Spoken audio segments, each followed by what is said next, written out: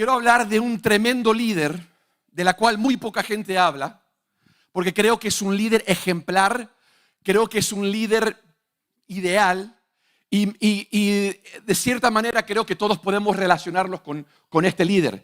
Estoy hablando de Santiago.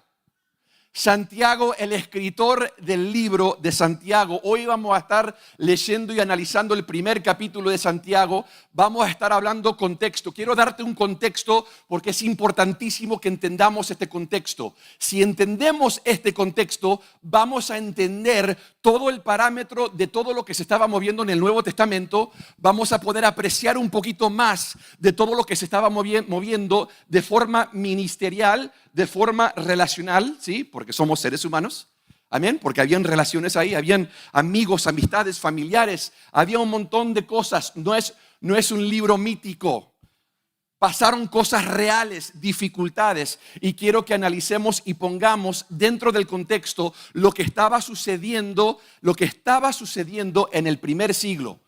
Primer problema, cuando digo problema, no lo estoy diciendo de forma despectiva o negativa. Estoy diciendo que un líder, un pastor, una persona en una posición de liderazgo puede analizar esto y decir, ¿y ahora qué hago? ¿Cuál fue el primer problema? No digo problema, digo dificultad. La primera dificultad que encuentran los líderes del primer siglo es que Jesucristo Jesús, al final de Lucas, al principio del libro de los Hechos, capítulo 1, ¿qué pasa con Cristo? Se va. Jesús asciende a los cielos. Y ahí están todos.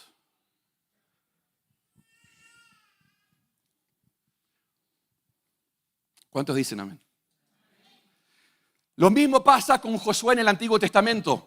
Josué está toda su vida trabajando y sirviendo, trabajando y sirviendo, trabajando y sirviendo. Josué nunca sirvió a Moisés con la intención de beneficio propio. Nunca lo sirvió pensando, cuando se vaya él voy a ser yo el líder. Jamás. Lo sirvió y se lamentó. Pero Jehová de los ejércitos, así, en un de repente, le dice, mi siervo ya no está, ahora sos vos, levántate. No vemos a Dios, ay, mi hijito, mi lindo, mi consentido, pobrecito, mamá. Le dice, mi siervo está muerto, párate, no temas. Consejo del alma, el mejor consejo del mundo.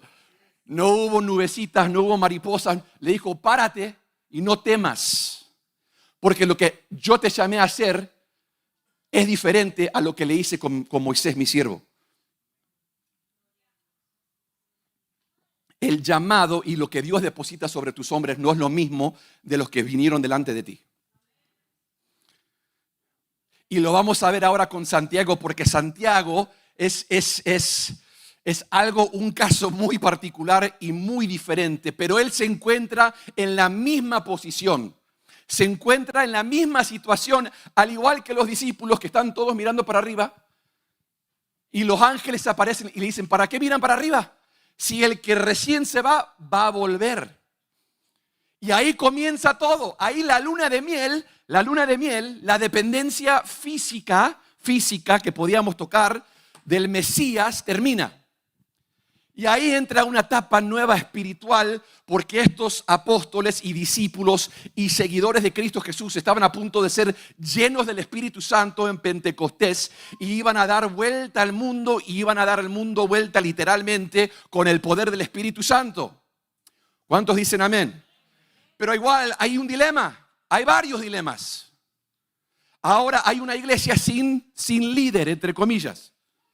Hay duda, ¿qué va a pasar? ¿Qué pasa? Que Cristo se fue, Dios se nos fue, ¿qué va a pasar? Hay dudas. Pasan un par de días, van al aposento alto, libro de los Hechos capítulo 2. Todos reciben poder del Espíritu Santo y ahí nace la iglesia de Jesucristo en Hechos capítulo 2. Ahí se resuelve algo. Ok, Cristo se fue, nuestro Señor y Salvador se fue, pero nos envió un consolador. Ahora tenemos el poder del Espíritu Santo. Pero hay otro dilema.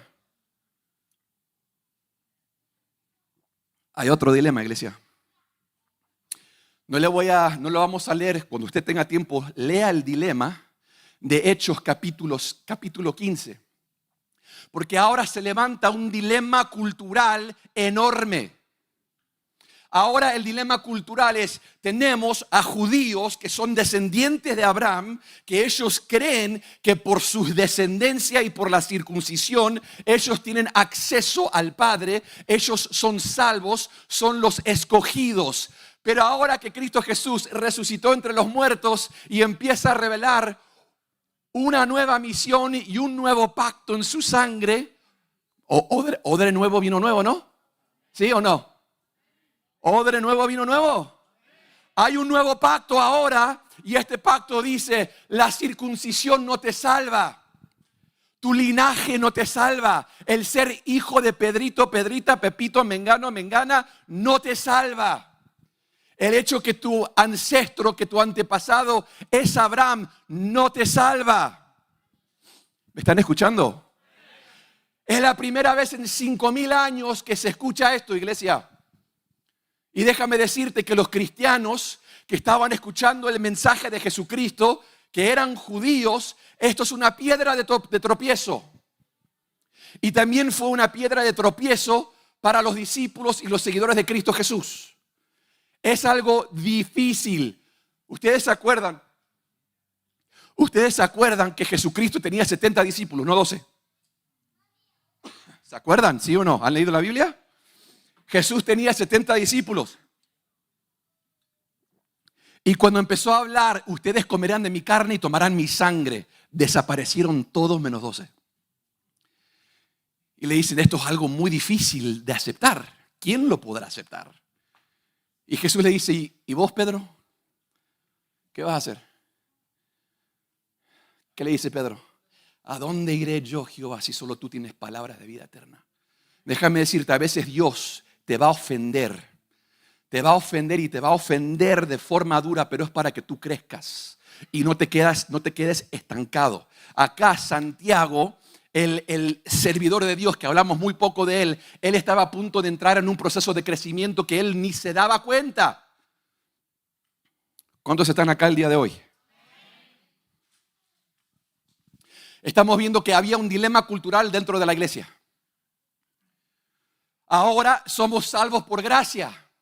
Entonces, ¿qué pasa? Hay un concilio y el concilio en el libro de los Hechos capítulo 15 está compuesto de diferentes líderes y discípulos de Cristo Jesús. Y el que queda encargado del concilio de Jerusalén es un tal Santiago. Santiago en Hechos capítulo 15, con su liderazgo, porque hay que ser líder fuerte en un momento cultural muy fuerte. Esto no es algo fácil, iglesia. Esto no es algo fácil. Los líderes del primer siglo, de la iglesia del primer siglo, toda su vida, todos sus antepasados creían de una forma, creían de una manera, adoraban de una manera y tienen una experiencia con el Mesías en 3 años y medio que les da vuelta todo y ahora Él va al Padre y ahora un nuevo pacto, hay una nueva forma de adorar, hay un nuevo evangelio, hay un nuevo mover, todo es nuevo. El problema es que el Jesús material, el que hacía lo imposible, se fue y ahora la iglesia nos quedamos con el Espíritu Santo. Uno puede decir amén, pero también como ser humano pueden creer y pueden entender que había un poquito de miedo.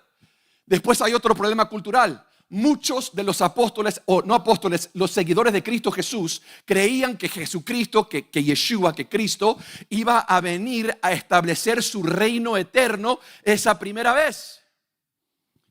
Y cuando Jesús se va al Padre y desaparece, están, ¿será este el Mesías? ¿Será el Mesías o no? Pregúntenselo a Juan el Bautista. Juan el Bautista va y le manda a sus mensajeros a preguntarle a Cristo, ¿eres tú el Mesías que estamos esperando? ¿Me están siguiendo el día de hoy? La iglesia está entre una espada y la pared, porque culturalmente están aceptando y creyendo algo que es difícil de aceptar, pero que estaba a punto de desatar y destrabar todo. Es tan difícil de aceptar que en el libro de los Hechos, después, en los pasajes que vienen, Pablo tiene que tener una confrontación con Pedro y con Santiago para hacerles recordar que no se trata de la circuncisión, se trata de la sangre de Cristo Jesús. ¿Bien? ¿Me siguen? Entonces ahí vemos un dilema. Hay otro dilema muy grande, especialmente considerando que esta es la iglesia primitiva. No hay nadie que iba a defender a la iglesia primitiva más que Dios.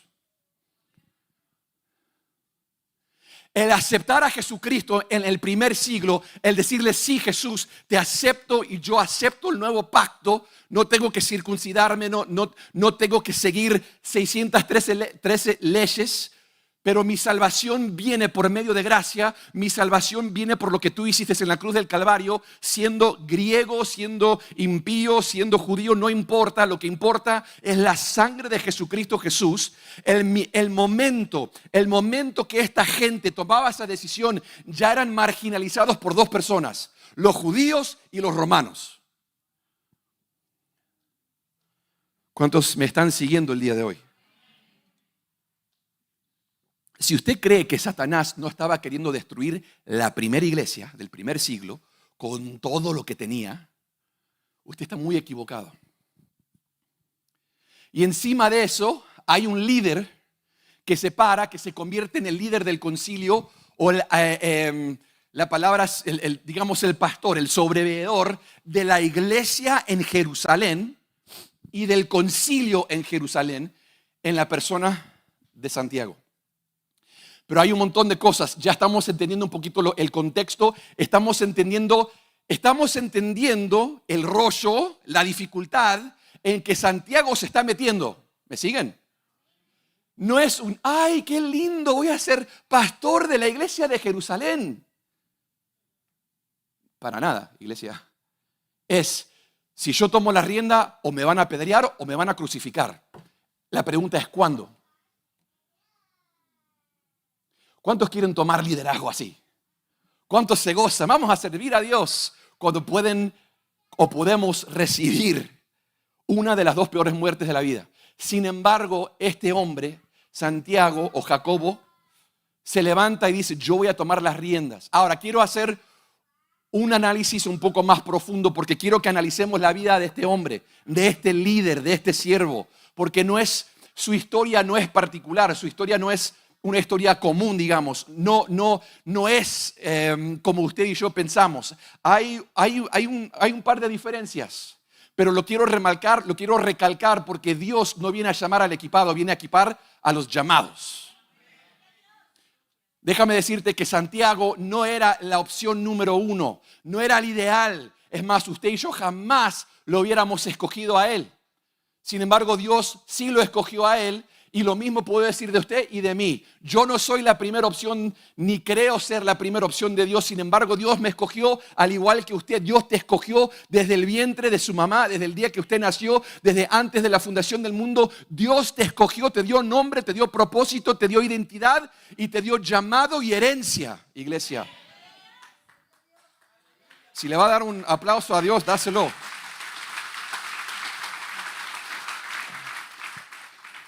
Cada uno de nosotros tenemos una herencia dada por Dios. No menosprecies la herencia que Dios te dio. Cuando tú te miras en el espejo, el Espíritu Santo mora en ti. Tú eres un poema, tú eres una criatura, tú eres un sacerdocio, un linaje escogido santo de parte de Dios. ¿Cuántos dicen amén? Deja de hablar mal de ti mismo. Entonces acá estamos analizando este hombre de Dios, este siervo de Dios que está tomando las riendas. Amén. Ustedes saben que los mejores líderes de la historia nunca quisieron ser líderes. ¿Me siguen? Porque el liderazgo es sacrificio total. Y los líderes que han marcado la diferencia más grande en la historia son esos hombres que nunca la quisieron, pero fueron ordenados divinamente para tomar las riendas y ser líder. Y acá vemos a Santiago, uno de ellos. Vamos a meternos, ya estamos entendiendo, ya entendemos el contexto, entendemos la dificultad de la iglesia del primer siglo. Hay guerras, hay rumores de guerras, hay romanos que los están matando. El Mesías subió, ahora hay que depender del Espíritu Santo. La iglesia acá en Estados Unidos no necesita el Espíritu Santo, hermanos, porque nosotros tenemos comida en el refrigerador, tenemos dinero en la cuenta, tenemos zapatos, tenemos ropa, tenemos autos. Esta gente dependía literalmente de la presencia de Dios. Los hermanos que en el nombre de Jesús van a ser liberados este año, los hermanos en Cuba por fe van a ser liberados en el nombre de Yeshua. La iglesia de Cuba en este año se libera en el nombre de Cristo Jesús. 800 pastores en Venezuela fueron liberados. 800. Y en el nombre de Jesús, Cuba también será libre, en el nombre de Yeshua. En el nombre de Jesús. Estamos viendo el contexto de todo lo que está pasando. Y ahora me fui, la mente se me fue. Pero bien, vamos a seguir. Vamos a meternos ahora, vamos a analizar a Santiago. Quiero analizarnos más profundamente. Vamos a ver su vida, vamos a ver qué pasó con él, cómo llegó a ser el líder que es. ¿Bien? La Biblia nos da a entender, número uno, que Cristo Jesús tuvo 4 hermanos varones mínimo y tuvo mínimo 2 hermanas hembras. Mínimo. Digo mínimo porque la palabra de Dios nos enseña que María y José tuvieron más hijos. Ahora eso es algo un poco difícil a digerir porque la Iglesia Católica, los amamos, no estoy hablando nada mal en contra de nadie, pero la Iglesia Católica no acepta que María haya tenido relaciones con José y haya tenido más hijos. La palabra de Dios específicamente y claramente nos enseña, es más, nos dan los nombres de los hermanos biológicos de Cristo Jesús. Tenemos a Santiago o a Jacobo, tenemos a José, tenemos Simón y tenemos a Judas. También hay 2 hermanas que la Biblia nos enseña, digo hermanas y lo digo mínimo porque pudieran haber habido más, pero nos da a entender la palabra que hay 2 hermanas. Es decir, que la cantidad mínima de gente en la casa de Jesucristo, o sea, entre hermanos, serán 7. ¿Amén? ¿Cuántos dicen amén? Ahora, nosotros vemos algo muy particular. Quiero dejarte saber que Jehová, hablando de liderazgo, hablando de líderes, Jehová de los ejércitos no se la puso fácil a Cristo nunca.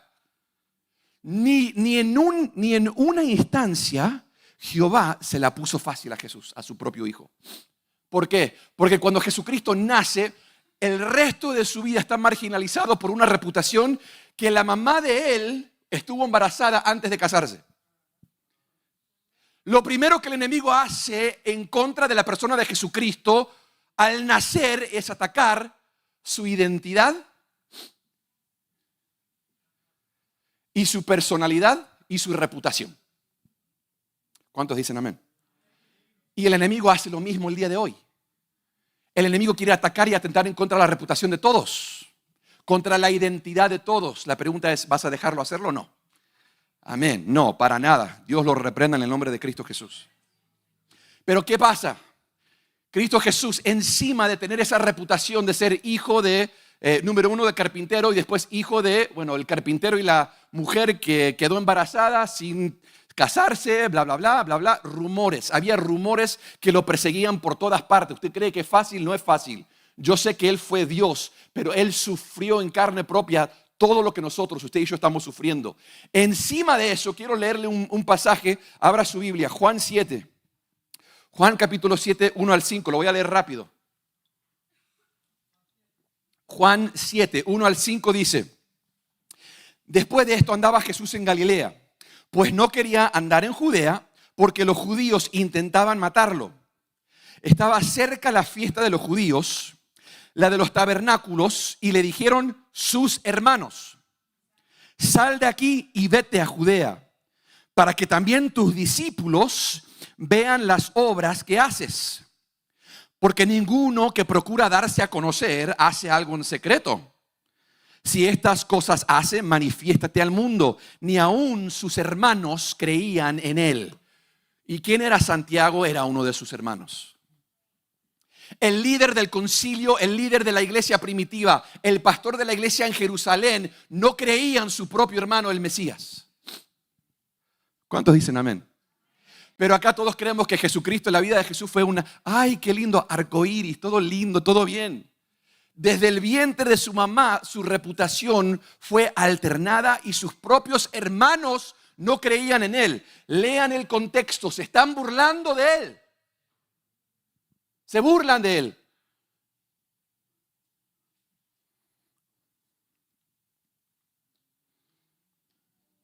Porque ninguno que procura darse a conocer hace algo en secreto. Le están diciendo, ¿querés hacerte famoso? ¿Por qué no te vas con tus milagritos y te vas allá a hacer cosas grandes para que te vean, para que te aplaudan?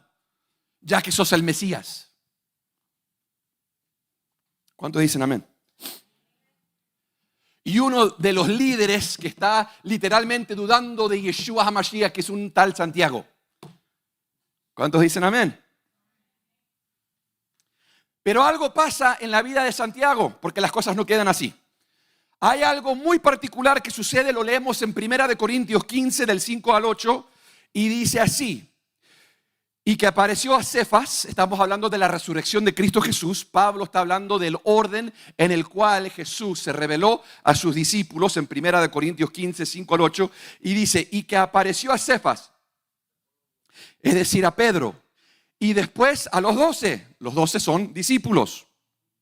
Después apareció a más de 500 hermanos a la vez, de los cuales muchos viven aún y otros ya han muerto. Esto es importante porque cuando Pablo escribe 1 Corintios 15, 5 al 8, le está escribiendo a una audiencia que le está informando. La gente que lo vio a Yeshua resucitado, aparte de los apóstoles, muchos de ellos están vivos el día de hoy. Esto es importante porque hoy hay un montón de supuestos teológicos, un montón de gente supuestamente inteligente que dice, la Biblia no puede ser certera, no puede estar correcta porque se escribió cientos y cientos años después de lo ocurrido. Mentira. Acá estamos viendo que Pablo escribió en Corintios cuando aún habían gente viva que vio a Yeshua resucitado de entre los 500. ¿Me siguen? Eso es una doctrina que se está desparramando demasiado en este momento. Amén. Bien, después vemos, versículo 7, después apareció a Jacobo y después a todos los apóstoles. Pausa. Hay una distinción entre Jacobo y los apóstoles. Jacobo, o Santiago, el que escribió el libro de Santiago, el hermano de Yeshua HaMashiach biológico, no era un apóstol. El apóstol Santiago, el que estaba con él, el hermano de Juan, el hijo de Zebedeo, fue asesinado en el libro de los Hechos capítulo 12 por espada. El escritor, el autor de Santiago es el hermano biológico de nuestro Señor Jesucristo, el líder de la iglesia en Jerusalén. El líder que tuvo que tomar las riendas cuando estaba todo quemándose. El líder que estaban todos queriéndolo matar. El líder que vio a su hermano. Iglesia, póngase a pensar, si su hermano o su hermana biológico viene y le dice, hermanito, quiero dejarte saber que yo soy el Mesías. ¿Qué me dirían ustedes? ¿O qué dirían ustedes?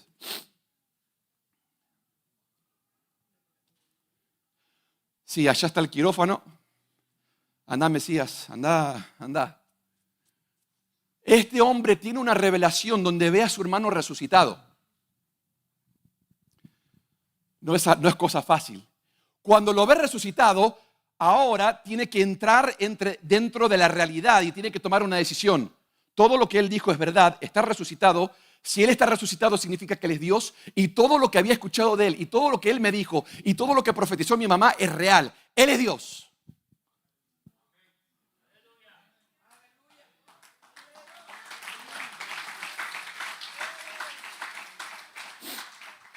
Tomemos conciencia, esto sucede en 1 Corintios 15. Acuérdense que Santiago no estuvo 3 años y medio con Cristo. No estuvo por Galilea, por Judea, no estuvo viendo los milagros, no estuvo participando de todo, no estuvo escuchando las predicaciones, no estuvo viendo a los ciegos recibir su vista, a los muertos levantarse, no estuvo en el monte de la transfiguración como Juan, como Santiago y como Pedro. No estuvo ahí, iglesia. Estuvo ausente de todo lo grande. Sin embargo, Yeshua lo llama a él para que él se convierta en el líder de la iglesia de Jerusalén. ¿Qué quiero decir con esto? No importa qué capacitado tú estés o no estés, tu capacitación no importa. Tu llamado siempre viene por encima de tu capacitación. Y Dios hace como Él quiere. ¿Cuántos dicen amén? En papel, Santiago no era el adecuado o el indicado. Es más, yo argumentaría que Santiago era el menos adecuado, el menos indicado, porque fue ateo. ¿Me están siguiendo el día de hoy? Hay muchos de ustedes que dicen, bueno, yo he hecho muchas cosas demasiadas malas, Dios no me puede perdonar. Mentira, Dios quiere hacer... Miren, pongamos en contexto. Acá Santiago era un ateo que no creía en su propio hermano. Y vemos a Saulo de Tarso que se convierte en Pablo, que era un asesino de cristianos. Si Dios usó a un ateo prolífico y a un asesino, ¿qué puede hacer contigo?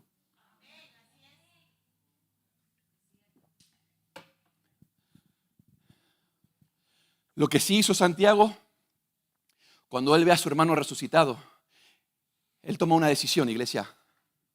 Él toma una decisión, porque cuando tú ves a Yeshua resucitado, cuando tú te das cuenta que Él es real y que murió por tus pecados y que la salvación está solamente en Él, ahí tenemos que todos tomar una decisión. Ahí no podemos dar vuelta atrás, ahí no podemos estar jugando, ahí no podemos dar teoría, filosofía. Ahí la verdad de la palabra es sí y amén. La verdad es, voy a seguirte cueste lo que cueste o no. La pregunta es, ¿qué estás dispuesto a hacer, iglesia?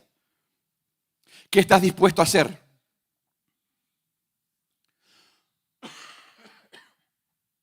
Sigamos. El libro de Santiago fue escrito entre 48 y 62 después de Cristo.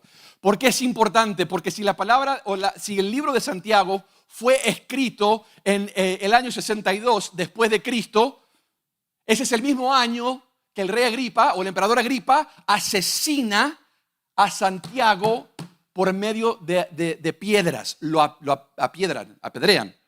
Lo apedrearon a muerte, iglesia. Nosotros acá en Estados Unidos no queremos venir a los cultos los domingos porque nos incomoda, porque hay un poquito de lluvia, porque, no sé, porque capaz no quiero. Y acá el hombre que fue un ateo, que tuvo una experiencia sobrenatural con el Mesías, literalmente está predicando el evangelio, tomando las riendas de una iglesia que nadie quiere tocar.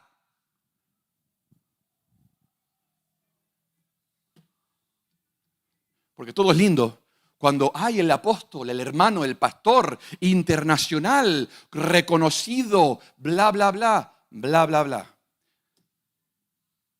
Pero si nos estaban queriendo matar, si nuestra única opción en tomar un puesto de liderazgo para el Señor es ser apedreado o crucificado, ¿qué haríamos? Ahí sí nos divertió. Ahí no me gusta, pastor, eso no. Pero acá un hombre, un líder que no era ni apóstol, porque también pensamos, los apóstoles podían hacer lo sobrenatural porque eran apóstoles, Todo lo que los apóstoles hicieron, nosotros tenemos acceso por medio del Espíritu Santo. Santiago no fue un apóstol, pero tuvo una experiencia con el Maestro. Tú no necesitas título, no necesitas que ningún profeta venga a imponerte manos. Tú no necesitas un sueño, no necesitas volar por el cielo. Lo único que tú necesitas es una experiencia con Yeshua HaMashiach y necesitas tomar una decisión para Él. ¿Cuántos dicen amén? Entonces acá vemos que Él muere en el año 62 después de Cristo. Ahora es importante porque Él escribe un libro, el libro de Santiago, que son 5 capítulos, donde Él exhorta a la iglesia. No estamos con jueguitos. Él no tiene tiempo de perder. ¿Cuántos me siguen? No está jugando. El libro de Santiago es literalmente al punto. Es una exhortación pastoral de cómo tenemos que vivir, qué está pasando en el mundo en ese momento, cómo tenemos que conducirnos, qué tenemos que creer y cómo tenemos que hacer. Es el libro más conciso y al punto. ¿Cuántos dicen amén? Y por más que las cosas hayan cambiado un montonazo en los últimos 2000 años, hay un dicho que dice, por más que las cosas cambian, las cosas permanecen igual. Las mismas cosas que Santiago está luchando, está lidiando, está peleando, la misma exhortación que Él está dando a su audiencia 2000 años atrás, aún nos aplica a nosotros. Hay 5 cosas que Él habla, y con esto terminamos. Hay 5 puntos que Él da, 5 consejos, da más, pero voy a usar 5 nada más, que Él habla en Santiago capítulo 1. Santiago capítulo 1 es el capítulo eclesial más importante, más directo. Lo pondría en paralelo con Romanos capítulo 8. Son los 2 capítulos tan al punto, tan importantes para la iglesia el día de hoy. Hay 5 cosas que Él da. Número 1. Hay pruebas. Perdón. Hay pruebas. Cuando digo pruebas, hay tribulaciones, hay dificultades. Es una garantía que te lo da. Te lo da el pastor que tomó la iglesia, que terminó siendo apedreado. Sabiendo que iba a ser apedreado.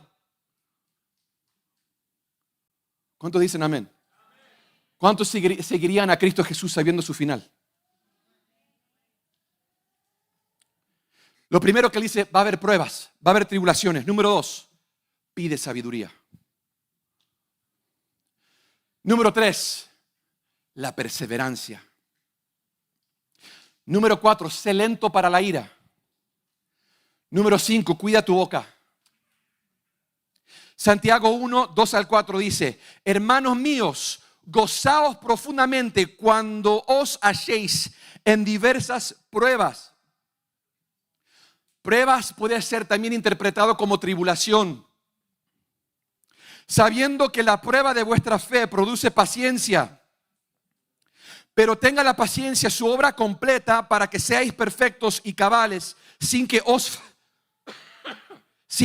falte cosa alguna. Acá está el hombre de Dios, el que está pasando. Miren, déjame. Santiago vivía por fe pura. ¿Me entienden? Cristo no le dejó un diagrama. Acá están los 11 pasos a seguir después que yo vaya al cielo. Usted va a hacer esto, esto, esto. Usted recibirá el Espíritu Santo y después hablarás de la circuncisión y vas a hablar de esto. Dios no le dijo nada, ni le dio nada. Le dijo, tú vas a ser un líder. Y Él simplemente escuchó. A veces Dios te va a dar una visión, te va a dar una semilla, capaz te dé una palabra y Él espera con esa palabra que tú corras con esa palabra sin tener un plan.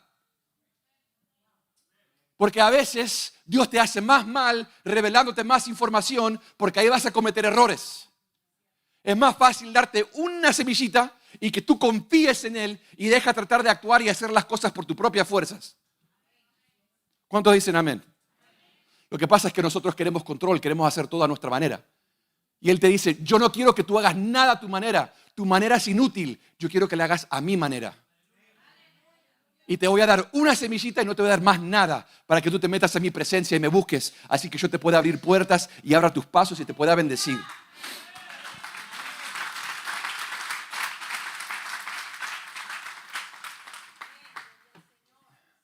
Dejemos de estar pidiéndole a Dios pasos y pasos y pasos. Padre, revélame, dame palabra, dame. Ya te dio una palabra, cállate y síguela. Más fácil imposible. No es que no sé dónde me está llamando, no sé si Dios me está llamando.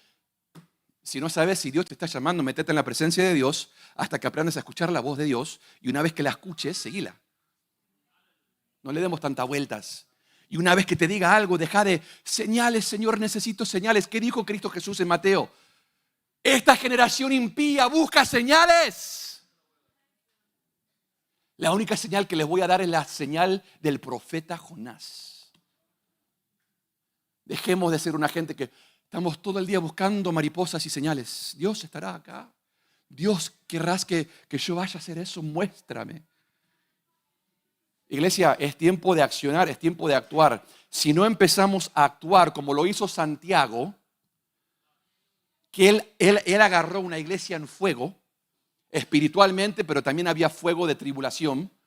Si nosotros no afrontamos la circunstancia con búsqueda, con humildad, con desesperación por presencia, iglesia, no tenemos nada. Y nos vamos a quedar en la banca sin hacer nada. déjame decirte una cosa que te va a incomodar. Por más que tú hagas un montón de cosas para Dios, o por más que tú te quedes sentado en una banca el resto de tu vida, tú vas a rendir cuentas por lo que hiciste y por lo que no hiciste. Hay una parábola de los talentos. Había uno que escondió el talento, que no la usó. ¿Y qué pasó con esa persona? Un llorar y crujir de dientes, iglesia. Si Dios te da una palabra, si Dios te da una promesa, si Dios te puso algo, es tiempo que te pares. No necesitas una resolución, no necesitas todos los pasos, no necesitas saber, necesitas confiar en Dios, si es de Dios, confiar en Dios, empezar a meterte en la presencia, buscar de Dios, creer a Dios y empezar a moverte hasta que Dios te diga. ¿Cuántos dicen amén? Ya casi terminamos. Bien. Las pruebas. Vamos a hablar ahora de la sabiduría. Santiago 1:5 dice, si alguno de vosotros tiene falta de sabiduría, pídala a Dios, el cual da a todos abundantemente sin reproche y le será dada. ¿Sabe cuánta humildad requiere para poder ir a la presencia de Dios a pedirle sabiduría? Muchos de nosotros no pedimos por sabiduría porque pensamos que la sabemos toda. Y no la sabemos toda. Les voy a ser honesto, iglesia. Estas últimas 2 semanas sí he estado enfermo, sí está bien. Pero he tenido varias cosas, varias luchas, donde yo me he tenido que meter a la presencia de Dios y callarme bien la boquita y buscar de Dios. Porque a veces yo me creo que la sé toda y no sé nada.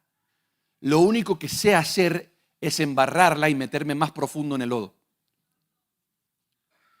Y a veces Dios me dice, deja de hacer lo que estás haciendo, por favor.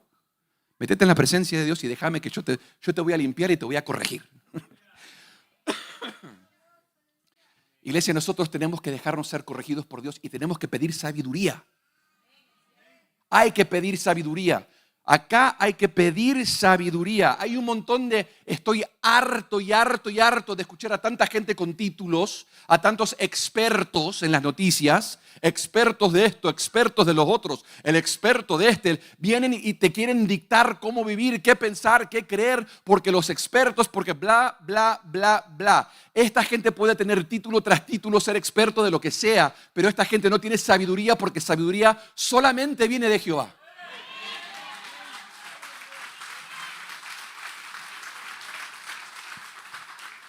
No hay gente en el mundo que tenga sabiduría porque la palabra de Dios en Proverbios dice que el principio de la sabiduría es temor a Jehová. Si tú no temes a Jehová no eres sabio, ni tienes la capacidad de obtener sabiduría ni ser sabio. Puedes tener conocimiento, puedes tener experiencia, pero sabiduría nos va a faltar hasta que nos pongamos de rostro en la presencia de Dios y clamemos a Dios. Si Santiago, el líder de la primera iglesia en Israel, nos está diciendo, pidan sabiduría. Si él, hermano de Jesús, biológico, escogido por Dios para liderar la iglesia, está diciendo, pidan sabiduría, ¿qué excusa tenemos usted y yo? Hacemos cosas tan tontas porque nunca pedimos ayuda y nunca pedimos sabiduría. Es una idiosincrasia hispana, amén. Parece ser que había un montón de hispanos en la iglesia de Jerusalén en ese tiempo.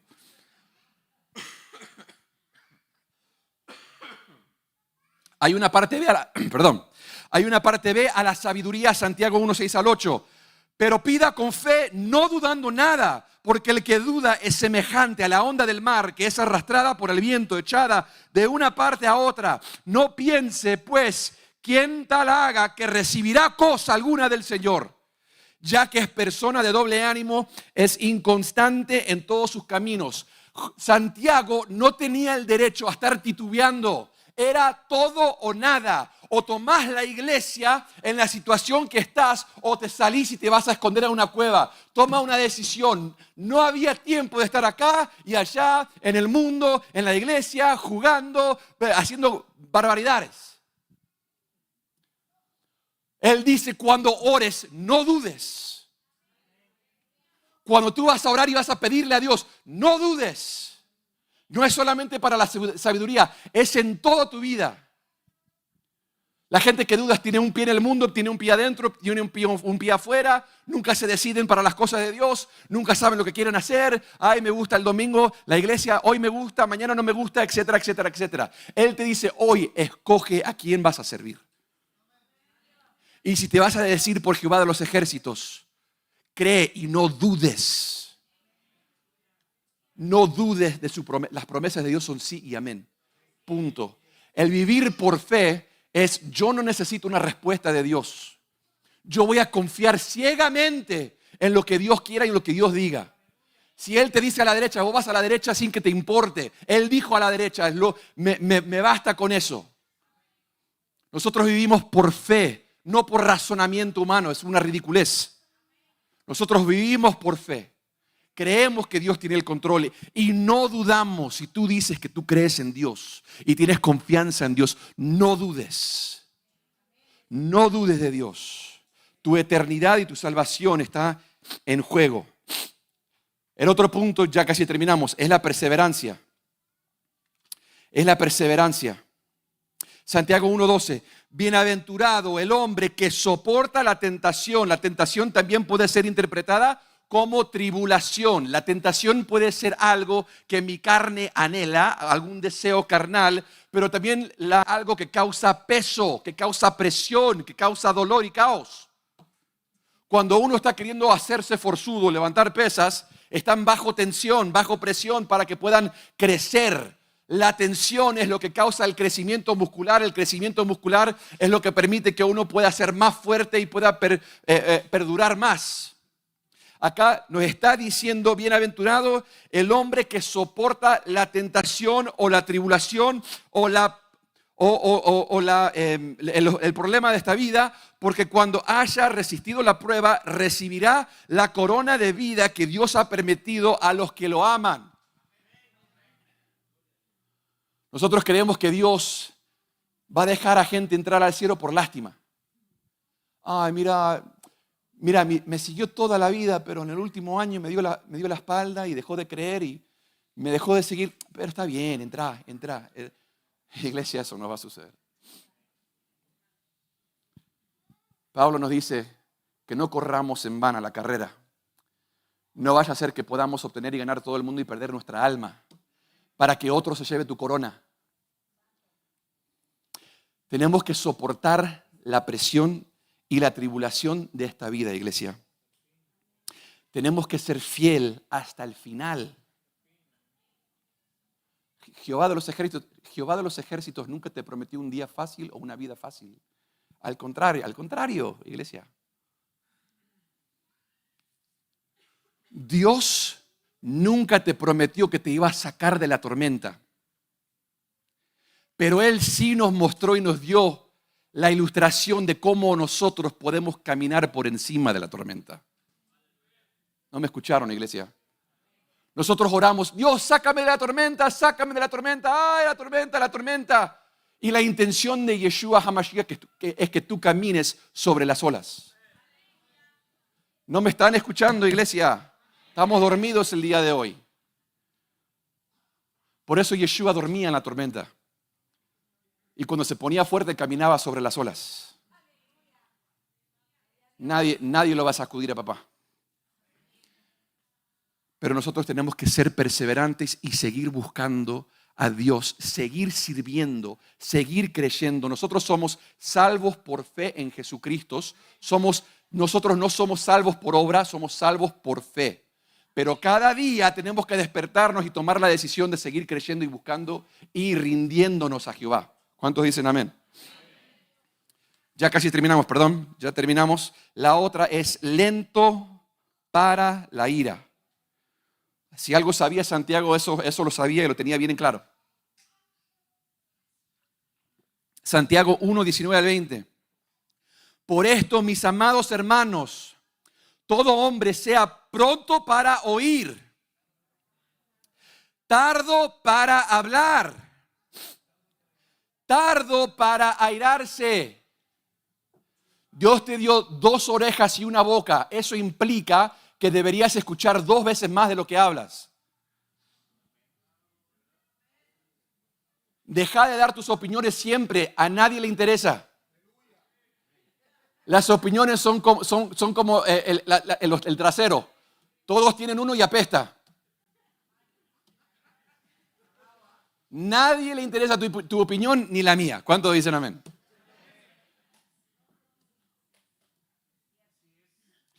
Si nosotros creemos que nuestra opinión vale, la verdad que estamos equivocados a nosotros y creemos de nosotros mucho más alto de lo que somos. Porque nuestras opiniones no valen, no importan. ¿Cuántos dicen amén? Tú fuiste llamado a servir a Dios y a servir a los demás. ¿Te van a ofender? Sí te van a ofender, obvio. Obvio. Yeshua el perfecto literalmente fue abandonado por todos sus amigos. En el jardín, cuando estaba orando en el Getsemaní, le pidió a sus 3 amigos íntimos: ayúdenme a orar, por favor, ayúdenme a orar. Les pidió 3 veces, las 3 veces lo encontró durmiendo. Y después los cobardes desaparecieron y solamente estuvo uno ahí cuando él estuvo siendo crucificado, él y su mamá. Si él sabe de algo, si Dios sabe de algo, es ser traicionado, iglesia. Si Yeshua conoce de un sentimiento que Él sí conoce de verdad, es la traición humana. Porque usted y yo le traicionamos, le escupimos en la cara, le rompimos la espalda y le arrancamos la barba y lo colgamos en un madero. Y Él, la única vez que pidió algo, una vez pidió algo Yeshua, una vez: orad conmigo, velad.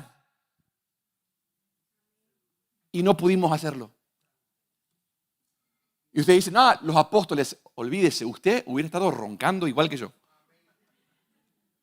¿Cuándo dicen amén? Pero Yeshua perseveró. Solo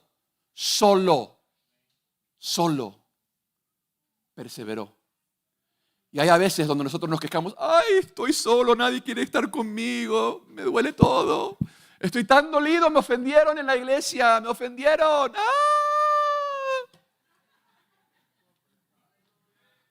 Es tiempo de madurar, iglesia, deje de ofenderse tanto.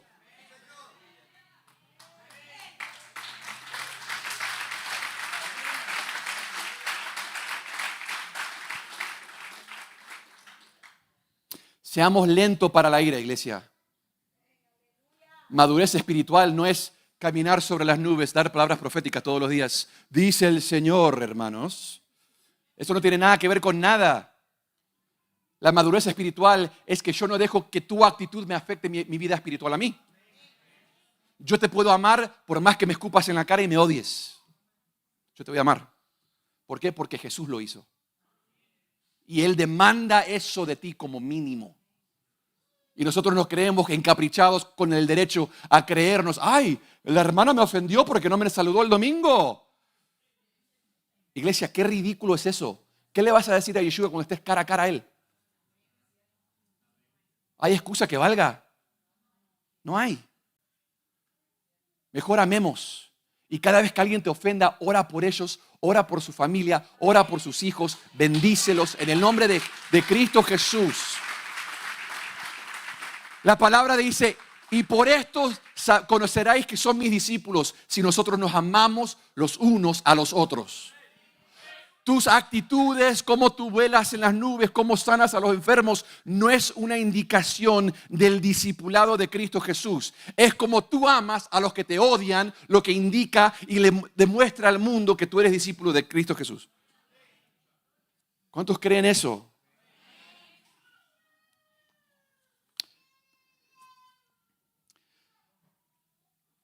Santiago, en toda su sabiduría, da una más. Dice: cuida tu boca. Santiago 1:26. Si alguno se cree religioso entre vosotros, pero no refrena su lengua, sino que engaña su corazón, la religión de tal es vana.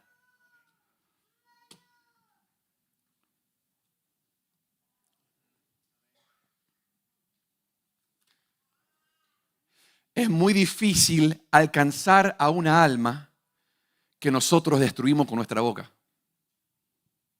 ¿Cómo voy a poder ministrarle a alguien que yo estoy basureando, estoy tirando al suelo, estoy destruyendo con mi boca? ¿Cómo puedo ir a ministrarle a alguien cuando lo único que hago es hablar mal de todos, insultar, hacer todo mal?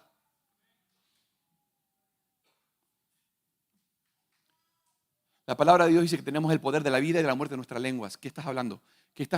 Lo que tú dices, tu hablar a diario es lo que tú ministras.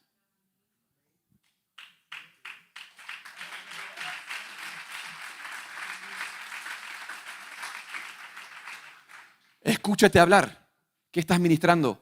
Vas al trabajo y vas a decir cosas alocadas, que esta, Estás ministrando muerte y no vida.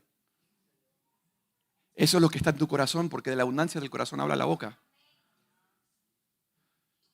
Y no estoy apuntando el dedo, me estoy hablando a mí mismo, iglesia. Me estoy predicando a mí mismo. Pero iglesia, estamos en un momento en que estuvo la iglesia primitiva, Santiago. Estamos odre nuevo, vino nuevo. Estamos en una situación donde las cosas están cambiando, donde Dios lo menos que le interesa a Yeshua es tu comodidad. Porque tu comodidad siempre va a limitar tu crecimiento espiritual. Y es tiempo de crecer. Pónganse de pie.